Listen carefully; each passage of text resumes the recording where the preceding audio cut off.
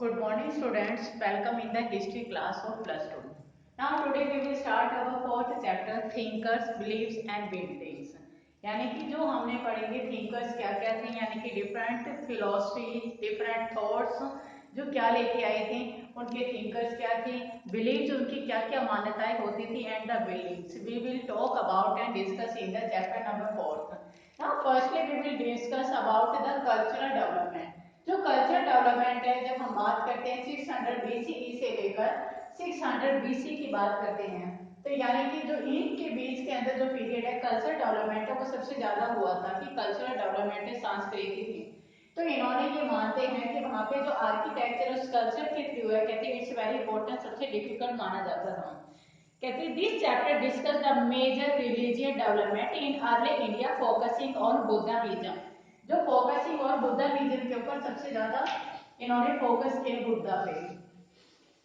Buddhism जो thought है और थिंकर्स हैं वो आए थे बुद्धिज्म में, तो वहां पे उसके जो डेवलपमेंट के बारे में फोकसिंग है, जो बुद्धिज्म के बारे में इन्होंने सबसे ज्यादा डिस्कस किया है। In the second it also examine how this religion idea were compile A text कि रिलीजन आइडिया को, जितने भी रिलीजन आइडिया हैं, आइडिया को इन्हें कंपाइल करके एज ए टेक्स्ट इन्होंने इसके अंदर इंक्लूड कर दिया and reflected in architecture sculpture. Architecture means वास्तुकला एंड स्कल्पचर मींस मूर्तिकला। मूर्तिकला में इन्होंने सबसे ज्यादा इनकी माना जाता है कि जो बुद्धिज्म के अंदर जो architecture sculpture that has been develop in a very vast area, सबसे ज्यादा काफी डेवलप हो किया आई थी। अब इनके बढ़ते जो कल्चर डेवलपमेंट है उनके सोर्सेज क्या क्या थे। Sources to reconstruct cultural development, तो sources will be two types of sources will be there. First one is Buddhism, जो हम बुद्धिज्म के new thought and new idea के बारे में पढ़ेंगे, क्या कौन था ये, किसने अपने एक्सप्लेन किए थे और इन्होंने अपने क्या क्या आइडिया दिए थे, किस तरह से अपने आइडिया बुद्धिज्म को ही had tried to spread in the whole country, किस तरह से इन्होंने स्प्रेड किया। After that we will talk about the Jainism. Jainism written in the various languages. You know about that Jainism is written in many languages like Prakriti, Pali, Sanskrit. Many languages will be there. We will talk about Buddhism and Jainism written in various languages. And the second sources will be there. Large and impressive material remains including monuments and inscriptions. Many monuments will be there. Samarak and inscription. You can also say Abhidate. Many inscription and monuments will be there. In there the sourcing to reconstruct cultural development के बारे में वहां पे बताया है कि culture development के क्या क्या थिंकर्स से किस तरह से डेवलप किया था, किस तरह से पूरे समाज के अंदर है ना, वो हम इसके बारे में बिल्कुल टोटली हम पढ़ेंगे। और वो जो कल्चर डेवलपमेंट की अगर बात आती है, कल्चर मीन सांस्कृतिक डेवलपमेंट, विकास होना, सांस्कृतिक विकास किस तरह से इसमें हुआ था। तो थिंकर्स क्या क्या थे, बिलीव्स क्या क्या थी, बिल्डिंग क्या क्या थी, मान्यता क्या क्या थी, तो उसके अंदर क्या है, तो mid first million BC is often regarded as a turning point in the world history. जो mid first million है, जो mid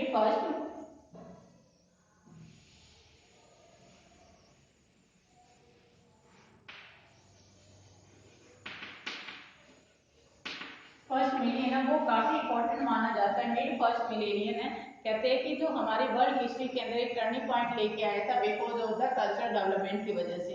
तो इसमें सैक्रिफाइस ट्रेडिशन है, यज्ञ की परंपरा कैसे आई, फिर उसमें न्यू क्वेश्चन आए, अर्ली पीरियड है किस तरह से नए नए क्वेश्चन है अराइजेस हुए, फिर debate and discussion they have started the but the outcome क्या इनका एनालाइज हुआ, क्या इनका कंक्लूजन पड़ा, वो हम इनके फर्स्ट में पढ़ेंगे। अब फर्स्ट पढ़ेंगे सैक्रिफाइस ट्रेडिशन।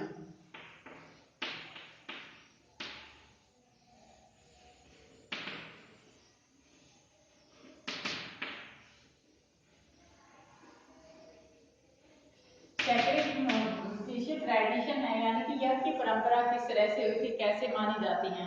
कहते हैं कि जो सैक्रिफिशियल ट्रेडिशन है द अर्ली वैदिक पीरियड, वैदिक पीरियड है वो 1500 से लेके 1000 BCE का माना जाता है। कहते हैं that time the sacrificial tradition has been started, यज्ञ की परंपरा तभी शुरू हो गई थी। The early Vedic tradition was one of the pre exist tradition of thought, काफी प्री एग्जिस्टिंग ट्रेडिशन माना जाता है। Rig Veda consists of the hymns in praise of a variety of deities. In this में ऋग वेदा का description दिया हुआ है। ऋग्वेदा के अंदर क्या होता है, काफी हिम्स होती है, लय होती है, होती है ए वैरायटी ऑफ डाइटीज, जो डिफरेंट डिफरेंट गॉड्स के बारे में दिया हुआ है, स्पेशली अग्नि देवता, इंद्रा और सोमा। इस ऋग्वेदा के अंदर अग्नि, इंद्रा एंड सोमा, यानी कि इसके अंदर जो वैदिक पीरियड के ऋग्वेदा की बात करते हैं, जो अग्नि है यज्ञ के देवता हैं, तो फर्स्ट क्यू द रिचुअल है यज्ञ के देवता, इसका मतलब आह्वान किया जाता है, इनको प्रोवोक किया जाता है। Second one Indira, the primary warriors of God, यानी कि वॉरियर्स गॉड इंद्रा को माना जाता है ना। थर्ड वन इज सोमा, तो ये कहते हैं जो सूर्य की जो से देवता है सोमा, जो सूर्य देवता से रिलेटेड माना जाता है, कहते हैं ये सबसे ज्यादा इंपॉर्टेंट है। In the second period tradition है, कहते हैं व्हेन द ये Veda have been starting 1500 to 1000 years BC के इन्होंने शुरू हो गई थी वेदा की। जब हम बात करते हैं वेदा के अंदर, वहां पे अग्नि देवता को that is the given most important god as a god, it is considered। after that we are talking about the Indra and the third one is Soma। Soma के बारे में पढ़ते हैं तो काफी ये पाए गए, कहते हैं कि इनके अंदर एक वेदा के अंदर हिम्स है वो कंसिस्ट किए गए हैं, और जो डिफरेंट डिफरेंट गॉड की प्रशंसा में प्रेज के बारे में वो सारा का सारा डिस्क्रिप्शन दिया होता है। Many of these hymns were chanted when sacrifices were performed, where people pray for cattle, sun, God, good health, long life। कहते हैं काफी जो हिम्स राइट हिम्स है, कहते हैं यज्ञ के अंदर हिम्स गाए जाते हैं, तो जहाँ पे सैक्रिफिस जो यज्ञ की परंपरा है वो गुड हेल्थ के लिए की जाती थी, सन के लिए की जाती थी, अपने फैमिली के लिए, परिवार के लिए, अपने कैटल पशु के लिए, किसी भी फॉर्म में ये परफॉर्म किए जाते थे ये सब के सब। इसके अंदर जो प्रीस्ट है that is a play a very important role. Without print you can not perform sacrifice tradition. तो यज्ञ के अंदर चाहे राजा हो चाहे कोई भी हो, अगर यज्ञ के अंदर हमारे को करना हो तो वहां पे पुजारी की जो इम्पोर्टेंसेस काफी इंपॉर्टेंट मानी जाती है, क्योंकि पुजारी के थ्रू ही मतलब ये अथॉरिटी थी कि पुजारी के थ्रू ये सब चीजें को अवेलेबल करवा सकता था, और वो किसी के लिए, अपने परिवार में किसी भी फैमिली मेंबर के लिए, किसी की गुड हेल्थ के लिए, कहते हैं कि कैटल के लिए, लाइफ लॉन्ग के लिए ये सब चीजें परफॉर्म की जाती थी। At first, sacrifice were performed collectively. Later, some sacrifice were performed by the head of the family. सबसे पहले जो sacrifice है collectively, ये head collectively इन्हीं ग्रुप के अंदर है, they have to do, and after the head of the family, जो family का जो head होता था, for the well-being of the domestic unit, अपने घर की domestic unit के लिए, अपने घर परिवार की सुख शांति के लिए, the head of the family he can perform the sacrificial this ritual, वो अपना परफॉर्म कर सकता था। फिर next point is there more elaborated sacrifice such as Rajasuya Ashvamedha were perform by the chief and the kings who depend on Brahmas priest to conduct the ritual. अब इसमें बात आती है कि टू इम्पोर्टेंस सैक्रिफिशियल, जो काफी दो इम्पोर्टेंट जो माने जाते हैं कि जो उस समय के अंदर जो सैक्रिफिशियल है, जो टू टाइप्स के माने जाते थे जो ये राजा के द्वारा परफॉर्म किए जाते थे। फर्स्ट वन इज राज सूर्य,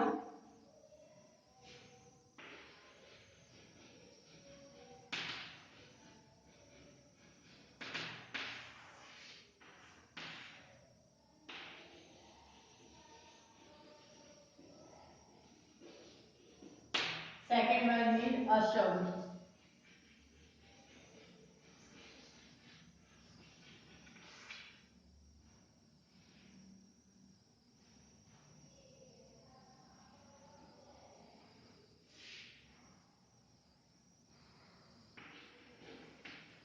तो जो सैक्रिफाइशियल है, कहते हैं कि राज सूर्य यज्ञ और जो असमय यज्ञ कहते हैं वो काफी इंपॉर्टेंट होने थे ये, और ये इसके अंदर ये राजा के द्वारा परफॉर्म किए जाते थे in the presence of Brahma या प्रीस्ट है, कहते हैं उसको कंडक्ट का रिचुअल, इन कंडक्ट को रिचुअल करवाने के लिए प्रीस्ट काफी इंपॉर्टेंट होता था इसके अंदर, और जो राजा के द्वारा परफॉर्म किए जाते थे अपने किंगडम के लिए, अपने घर परिवार के लिए, अपने सुख शांति के लिए काफी इंपॉर्टेंट ये माना जाता था।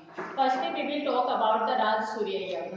राज सूर्य यज्ञ के अंदर क्या होता था, it is sacred ritual perform by a king, एक किंग के द्वारा ये परफॉर्म किए जाते थे, binding him to perform his duty in the most righteous way, उसके अंदर अपनी ड्यूटी को, सब चीजों को, ड्यूटीज को परफॉर्म करना पड़ता था, बाइंड करना पड़ता था राइटियस वे, यानी कि यूजफुल अपने मौलिक कर्तव्य वो देने होते थे। Also declare him as the most superior king of all. तो यहाँ पे राजसूरी यहाँ के अंदर सुपीरियर किंग इनको माना जाता था, सुपीरियर किंग ऑफ ऑल, सभी के अंदर इसलिए परफॉर्म किए जाते थे। Now second one we will talk about the Ashvamedha यज्ञ।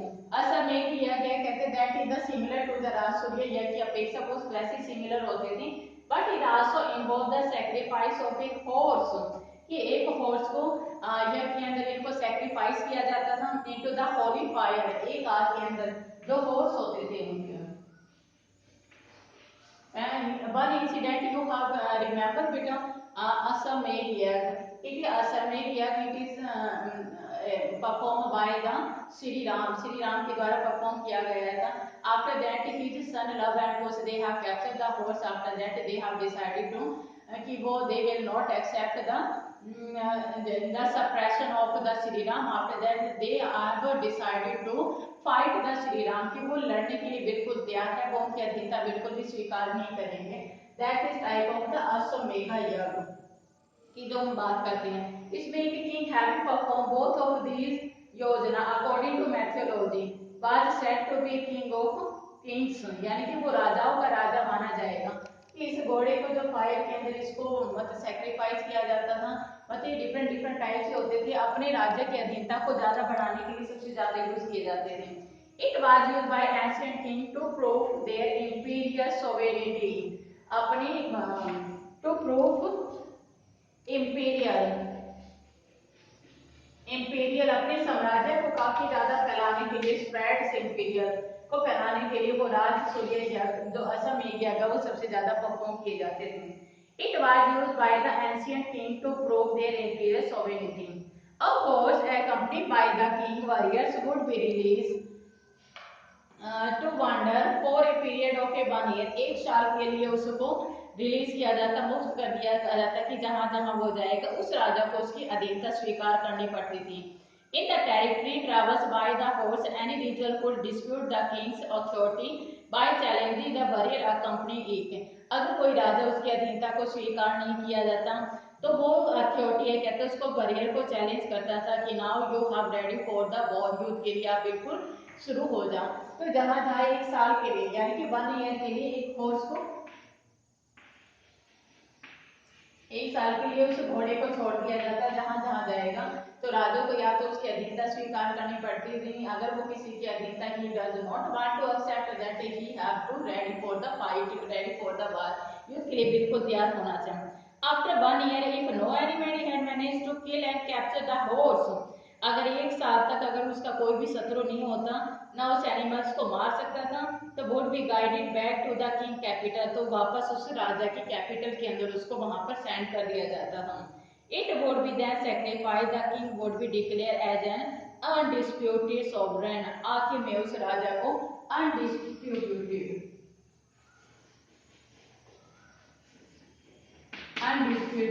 किंग ऑफ द सोवरेन उसको माना जाता था कि वो यानी कि राजाओं का राजा है। ये सब चीजें थी। तो उस समय के अंदर हमने पढ़ा कि जो सैक्रिफाइसेस जो रिचुअल है जो सबसे ज्यादा यूज की जाती है, रिचुअल परफॉर्म की जाती थी, ये सब चीजें हैं कि उसमें राजसूय यज्ञ, अश्वमेध यज्ञ वो काफी इंपॉर्टेंस होते थे उस समय के अंदर है। तो नाउ हम we are talking about the culture development sources, sacrifice here and the sources religion. Now dear student, you have to read this chapter and you have to make notes in your notebook. Now have a nice day. Thank you.